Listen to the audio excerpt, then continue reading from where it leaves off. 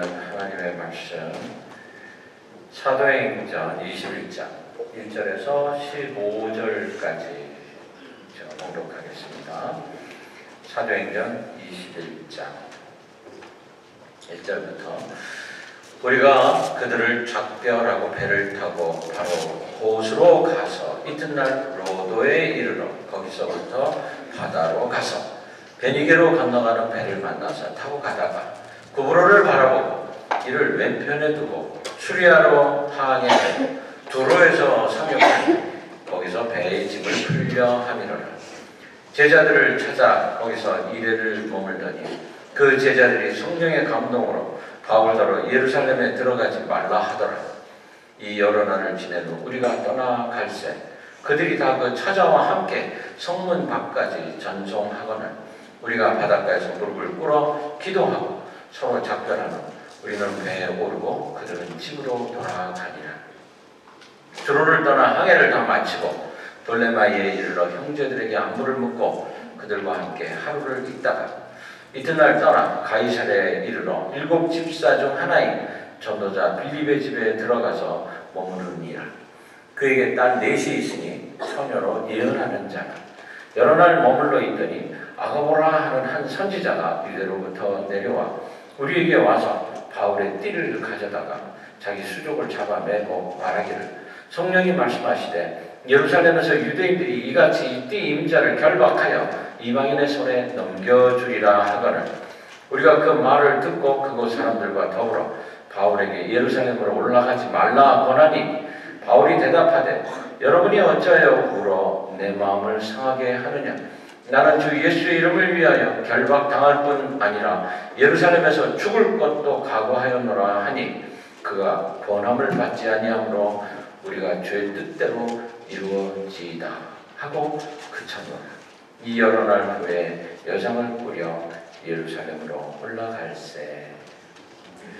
오늘 주님의 뜻을 이루소서 하는 이 바울의 제자들의 말씀 마지막으로 바울을 보내면서 말을 하도 안 들으니까 그러면 주님의 뜻을 이루소서 이렇게 올려보내는 예루살렘으로 바울을 보내는 이분들의 마음과 심정으로 말씀을 전하려고 합니다.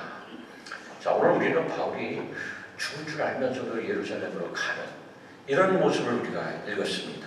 이제 바울은 마지막 3차 전도 여행을 다 마쳤어요.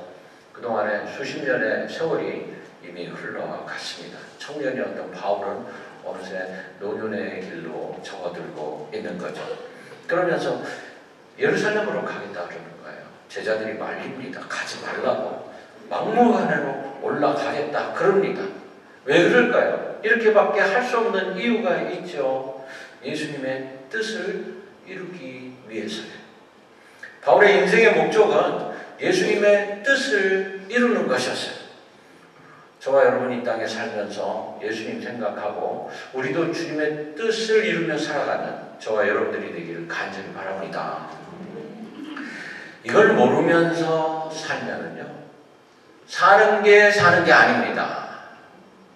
여러분 그렇게 믿으시죠? 아멘. 아멘이 너무 약하네. 이게 사는 게 아니다 그러니까는 조금 마음이 언짢아지죠. 이게 사는 게 아닌 게 맞습니다. 이걸 모르면서 살면 사는 게 아니에요.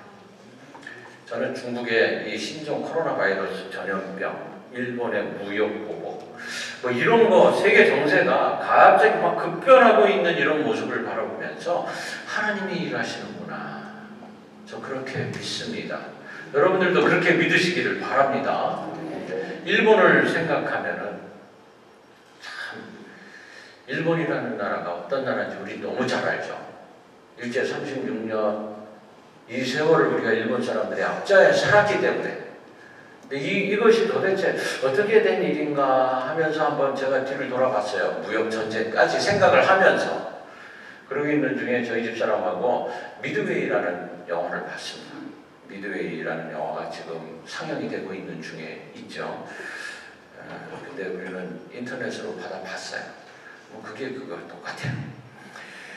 이 1941년 12월 7일 일본이 진주만을 공격을 하면서 태평양 전쟁이 시작이 됩니다. 이 일본 사람들이 생각하기에 우리가 미국하고 한판 벌려도 되겠다. 아마 이런 생각을 했던 것 같은데 사실 그 정도로 일본이 강했어요. 일본은 지금 중일 전쟁을 하고 있는 중이었습니다. 벌써 우리나라 이때가 1941년이라고 그랬잖아요.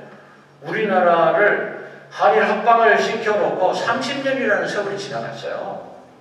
우리나라는 일찌감치 접수당했다는 거예요. 그리고 30년 세월이 지나가고 있으면서 중일 전쟁을 하고 있는 중에 독일하고의 한판 전쟁이 지금 유럽에서는 벌어지고 있는 거예요.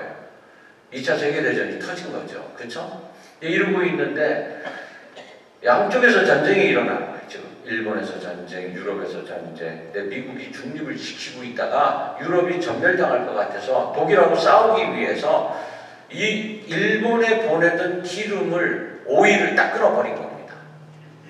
미국이 써야 되니까. 그랬더니 일본도 큰일 났어. 중일전쟁 진행 중인데 기름이 안 오네. 그래서 어떻게 해요? 미국을 협박하기 위해서 진주만을 친 거예요. 진주만 공격하면서 이 사람들 생각하기에는 한번 겁을 좀 팍 줘가지고 우리도 이 정도 되는 나라야 이러고 싶었다는 거지. 일본이 잠자는 사자의 코털을 뽑은 거지. 그래서 미드웨이라는 전쟁을 벌이게 되는 건데 제가 이 미드웨이를 보면서 여러분들도 기회가 있으면 한번 보세요. 이 미드웨이라는 곳이 하와이하고 굉장히 가까운 곳이에요. 거기를 점령을 해서 미국 본토를 칠 생각을 하고 있는 겁니다.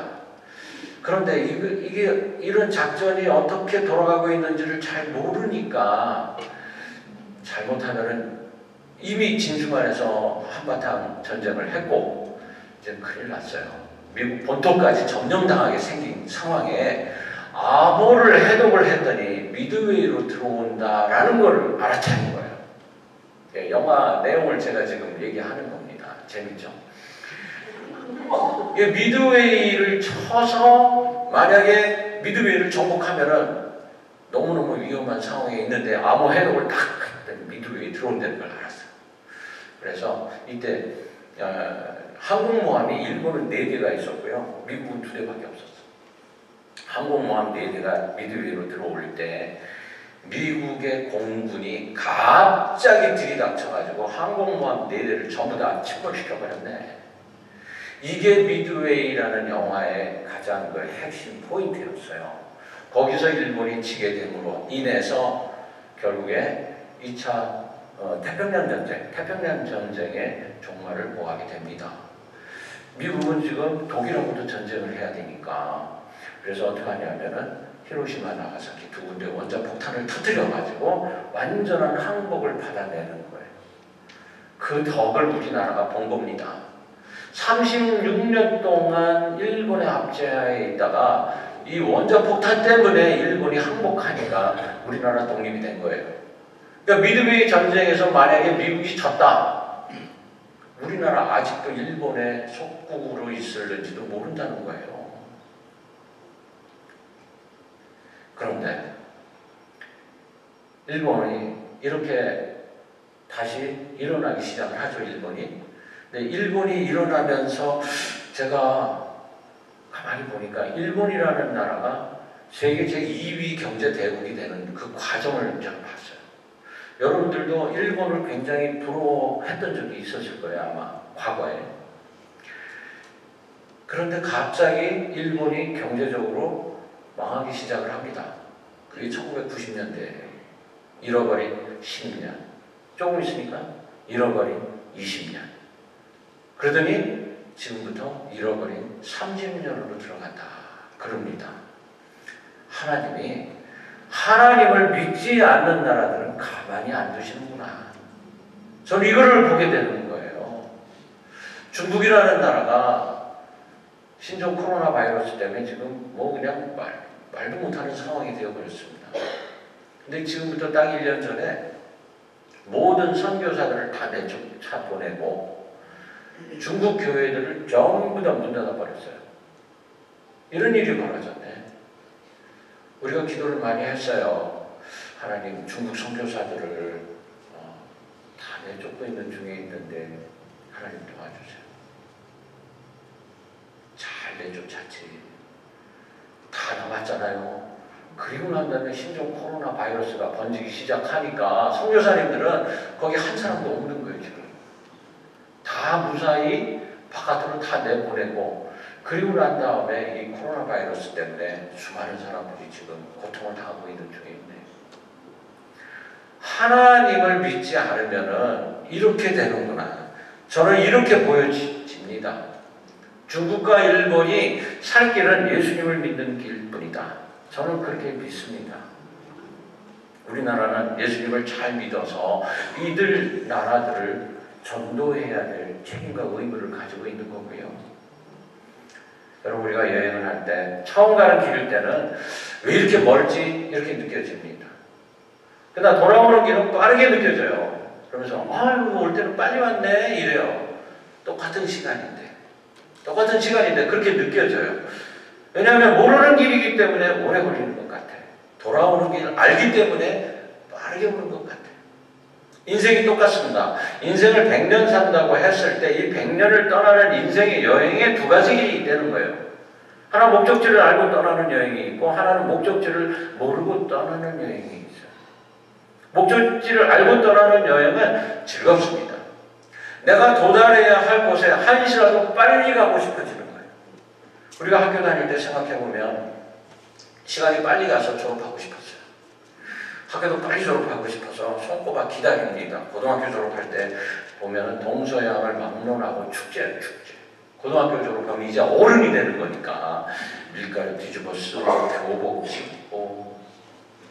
여러분 다 그렇게 했죠, 그죠? 얌전하게 있다가 졸업했어요. 그리고 남자들은 막 종로 거리를 배회하기도 하고 술도 마셔보고 담배도 펴보고 막 그러는 거예요. 저도 해봤어요. 목적지가 대학에 가고 대학 졸업하고 직장 다니고 결혼하고 아이 낳아 키우고 이런 거 하나씩 성취하는 게 목적이었습니다. 여기가 목적지인 줄 알고 왔는데 와보니까 어때요? 좋으십니까? 아니면 좀 허망하다, 뭔가 뜬구름을 잡으려고 살아온 것 같다, 이런 생각은 들지 않습니까? 이게 내 인생의 목표였단 말이야? 목적지가 뭔지 모르고 가는 여행은 늘 불안합니다. 그렇다고 안 떠날 수 없는 게 인생 여정이에요. 다 떠나야 돼. 누구든지 뒤돌아갈 수도 없고. 이걸 모르는 사람은 왜 이리 멀지? 근심하고 세월이 빨리 흐르는 거에 대해서 초조하고 왜 이렇게 시간이 빨리 가지? 그러나 저와 여러분들 처음부터 분명한 목적지 가지고 여기까지 온 줄로 저는 믿습니다. 오늘 사도 바울을 통해서 인생 마지막에 맞이해야 할 그 기쁨을 말씀드리려고 해요. 바울 사도가 3차 전도여행 마무리하고 있는 중이에요. 예수님 만난 후 분명한 목적 가지고 출발한 인생이었습니다. 그의 발걸음 거침이 없어요. 아무리 말해도 간다고 합니다. 왜냐하면 그곳이 너무나 귀한 곳이고 너무나 아름다운 곳이고 기쁨과 보람이 있는 곳이고, 그래서 바울은 사랑이 끓어오르는 목자의 마음으로 이 성도들을 달랩니다. 나 가게 해줘. 나 가도 괜찮아. 나는 목숨을 걸어도 괜찮아. 나 빨리 가고 싶어. 이게 바울의 심정이었어요. 예루살렘을 향해서 두로에서 일주일 머물고 제자들 만나보고 이제 바이바이 하는 거예요. 바이바이. 가이사랴의 7 집사 중 하나인 빌립의 집에서 여러 날을 머물고 있는데 아가보라고 하는 사람이 오더니 자기 허리띠를 가지고 가더니 꽁꽁 묶으면서 내가 본 환상에 의하면 거기 올라가면 당신이 이렇게 될 거요. 가지 마시오. 그러는 거예요. 지금 보내기 싫어요. 눈물 흘리면서 가지 마시오. 바울이 뭐라 그러냐면 어째 울면서 내 마음을 약하게 만듭니까? 나는 주 예수님을 위하여 결박은 물론 죽을 각오도 되어 있습니다. 단호하게 말합니다. 그랬더니 뭐라 그래요? 주님의 뜻대로 이루어지리다. 그렇게 말해요. 할 수 없군요. 가시겠다. 가세요. 주님의 뜻을 이루세요. 이 사람들 마음에 뭐라 그랬어요? 바울도 가고 나도 가고 우리 모두 다 같이 가게 될 그 길이 있는데 조금 먼저 가시겠죠. 십자가, 부활, 그리고 영생을 전하세요. 그렇게 하는 게 바로 주님의 뜻입니다. 바울은 이 일을 위해서 유대인으로 태어났고 로마 시민권자가 되었고, 이 일을 위해서 가말리엘의 문화생이 되었고, 이 일을 위해서 교육 잘 받았고, 이 일을 위해서 지난 수십 년 동안 예수님 핍박하는 사람들한테 당하고 매도맞고 고통하고,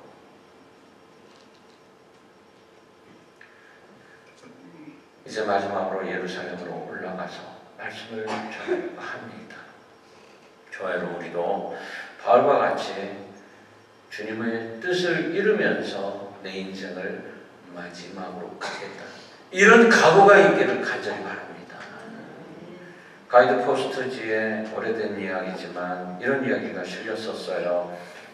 함경북도 무산시 장마당에서 37살 먹은 이영희라는 여자 성도가 총살령을 당합니다. 왜냐하면 탈북해가지고 중국에서 살고 있었는데 남편이 갑자기 복막염에 걸렸는데 기도로 살아났어. 지하교회에서 예배드리다가 거기서 엄청난 은혜를 받은 거예요. 성령 충만함을 받았어요. 그래서 이영희 성도가 이게 하나님의 말씀이고 하나님은 살아서 역사하는구나, 이걸 깨닫고 너무너무 기뻤어요. 그래서 내가 이대로 있어서는 안 되겠다. 말씀을 들고 북한으로 도로 넘어갔어. 자기 일가 친척들한테 성경 말씀을 전하고, 이 일을 하다가 보이부원한테 걸렸네. 붙잡혔어요. 근데 거기서도 그 정보부 사람들한테 예수 믿으세요, 예수님은 살아계세요, 막 이런 얘기를 하다가 마침내 총살령을 당했다는 거예요. 총살령을 당하는데 거기에서 발사 준비, 그러니까 예수 믿으세요, 예수 찬다, 발사, 그러니까 주여, 그렇게 죽었대요.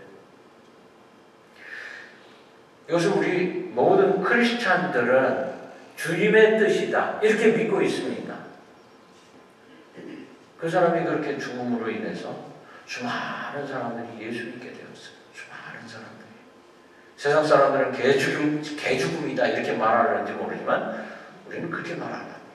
그는 순교했습니다, 이렇게 말합니다. 중국의 시진핑이요, 크리스찬 핍박하면 안 됩니다. 일본 사람들 99%가 우상을 믿어요. 우상을. 예수 믿는 사람 1%도 안 돼. 이 사람들이 살 길,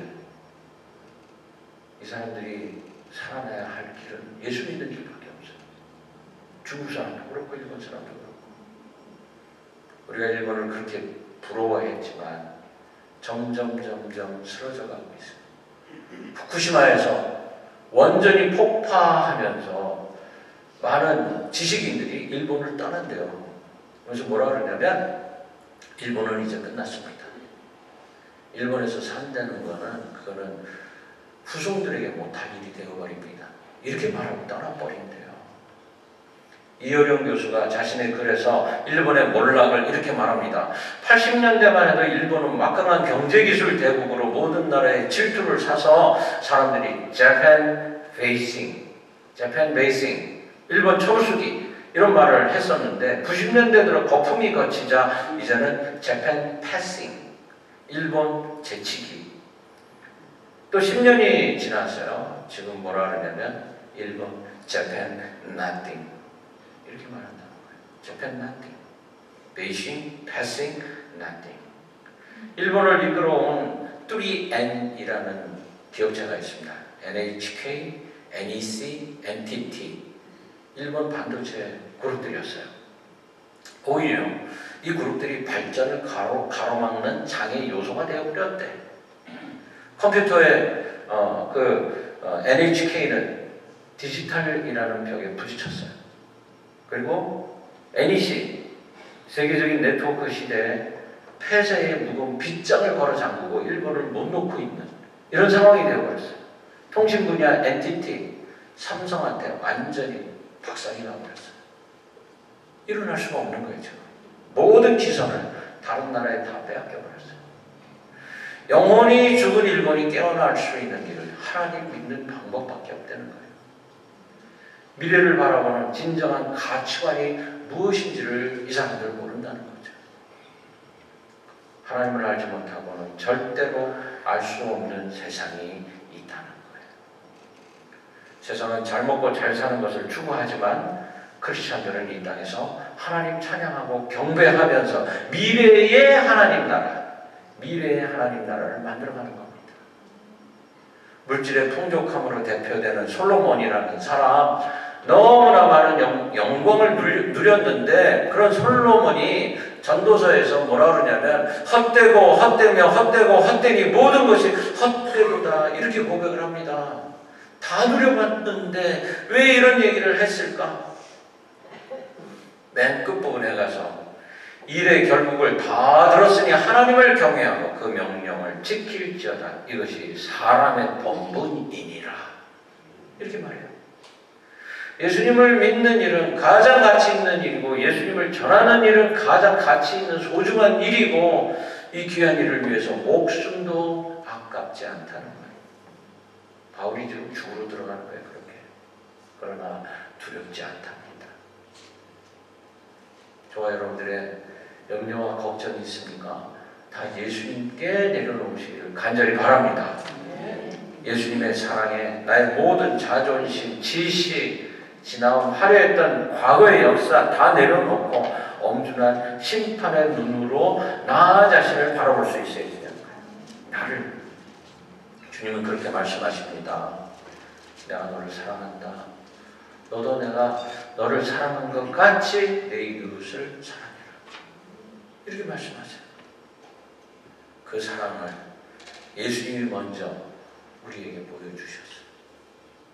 그 사랑이 나한테 들어오기 시작하면 가슴이 뜨거워지기 시작을 해요. 그럼 사랑하지 않고는 견딜 수가 없게 만들어주세요. 아델라이데라는 여자 선교사님이 계셨어요. 아프리카에 가고 싶었습니다. 그래서 아프리카에 가야 되겠어요. 하나님 도와주세요. 그러면서 펀드레이징을 하는데 안 거치네. 그러다가 당뇨병에 걸렸네. 이 신경계통에 질병까지 얻었네. 아주 고통스러운 거예요. 시리에 빠졌어요. 하나님 도대체 왜 그러십니까? 내가 복음 전하러 가겠다는데 되는 일이 하나도 없네. 몸까지 망가졌어요. 하나님의 뜻, 주님의 뜻 도대체 뭡니까? 그랬어요. 어느 날 기도회를 갔더니 그 기도회에서 어떤 나이 많으신 할머니가 기도를 하십니다. 기도 내용을 어쩌다 듣게 됐어요. 기도에 뭐라 그러시냐면은 뭐 이것저것 달라고 축복해달라고 건강 달라고 이런 기도가 아니고 나의 삶 속에서 하나님의 뜻을 깨닫게 해주소서 이렇게 기도를 하시는 거예요. 그러면서 주님 제 삶에 어떤 일이 일어나도 좋사오니 오직 주님의 뜻과 섭리만이 저에게 이루어지게 하여 주옵소서 이렇게 기도를 하는 거예요. 기도가 되지 않아가지고 있는데 이런 할머니의 간절한 기도를 듣다 보니까 마음이 서서히 녹아지기 시작을 합니다. 하나님 원망하는 마음이 녹아지기 시작을 했어요. 이해가 안 됐습니다. 도대체 왜 나의 마음에 이런 생각이 들지? 자기가 하나님 앞에서 완전히 깨어져 버린 것 같은 느낌이 들기 시작했어요. 그래서 그날 기도도 못하고 할머니의 기도를 듣다가 집으로 돌아왔어요. 그리고는 성경을 딱 펼쳤는데 에레미야 18장 3절 4절 여기에 눈이 멈췄어요. 뭐라고 되어 있냐면 내가 토기장의 집으로 내려가 본즉 그가 농로로 일을 하는데 진흙으로 만든 그릇이 토기장의 손에서 파상하매 그가 그것으로 자기의 의견에 선한 대로 다른 그릇을 만들더라. 그릇을 만들다가 막 찌그러져 버렸다는 거예요. 토기장인가 그릇을 만들다가 잘 만들다가 이쁘게 만들다가 갑자기 확 휘어버리더라고요. 그리고는 처음부터 다시 만들기 시작을 하더라. 예쁘게 또 다시 만들기 시작을 하더라. 이 말씀을 듣는 순간 깨달음이 오기 시작합니다. 내가 지금까지 했던 모든 일들이 내가 하나님을 위해서 했던 일인가 뒤돌아보게 됩니다. 내 생각과 내 계획이 아니라 진흙에 불과한 나를 빚어서 쓸모있는 그릇을 만들려고 하시는 그 하나님의 뜻에 순종하게 됩니다. 여러분 선교사들도 이럴 수가 있어요. 선교사들도 하물며 저와 여러분들 하나님이 어느 순간에 파상하고 확 구겨버리고 다시 만들어 놓을 수 없을 것 같습니까? 충분히 하실 수 있습니다. 다만 내가 주님 앞에 나를 내려놓을 수 있을 때 가능해요. 있을 때. 그래서 아델라이네가 그 자리에서 마음에 느껴보지 못했던 평안함을 느낍니다. 그러면서 시를 썼어요. 그 시가 바로 우리가 즐겨 부르던 주님의 뜻을 이루소서 이 가사예요. 주님의 뜻을 이루소서 고요한 중에 기다리니 진흙과 같은 날 빚으사 주님의 형상 만드소서. 주님의 뜻을 이루소서 주님 발 앞에 엎드리니 나의 마음속을 살피사 눈보다 희게 하옵소서. 주님의 뜻을 이루소서. 병들어 몸이 피곤할 때 권능의 손을 내게 펴사 새롭게 하여 주옵소서. 주님의 뜻을 이루소서. 온전히 나를 주장하사 주님과 함께 동거함을 만민이 알게 하옵소서. 바울 사도는 죽음을 목전에 두고 고백을 합니다. 디모데후서 4장 내가 선한 싸움을 싸우고 나의 달려갈 길을 마치고 믿음을 지켰으니 이제 후로는 나를 위하여 의의 면류관이 예비되었으므로 죽음 앞에서도 의의 면류관을 바라봅니다. 면류관 승리에 대한 상급이에요. 특별한 공헌을 한 사람에게 주는 거예요. 운동 경기에서 면류관을 줍니다.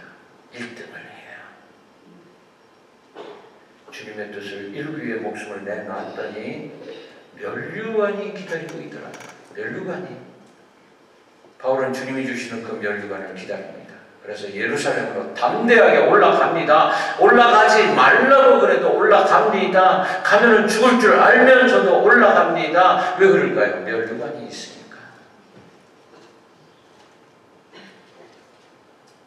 계속해서 디모데서에 이렇게 말합니다. 주곧 의로우신 재판장이 그날에 내게 주실 것이니 내게만 아니라 주의 나타나심을 사모하는 모든 자에게니라.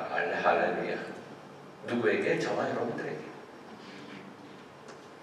결박과 죽음이 기다리지만 영원한 면류관을 바라보면서 앞으로 나아갑니다. 저와 여러분, 이 땅에서 우리가 해야 할 일이 바로 이것입니다. 면류관 바라보면서 앞으로 가는 거예요. 주님이 주신 그 소명이에요. 저와 여러분들이 주님이 주신 그 면류관을 받으시는 성도들이 되시기를 주의 이름으로 간절히 축원합니다. 아멘.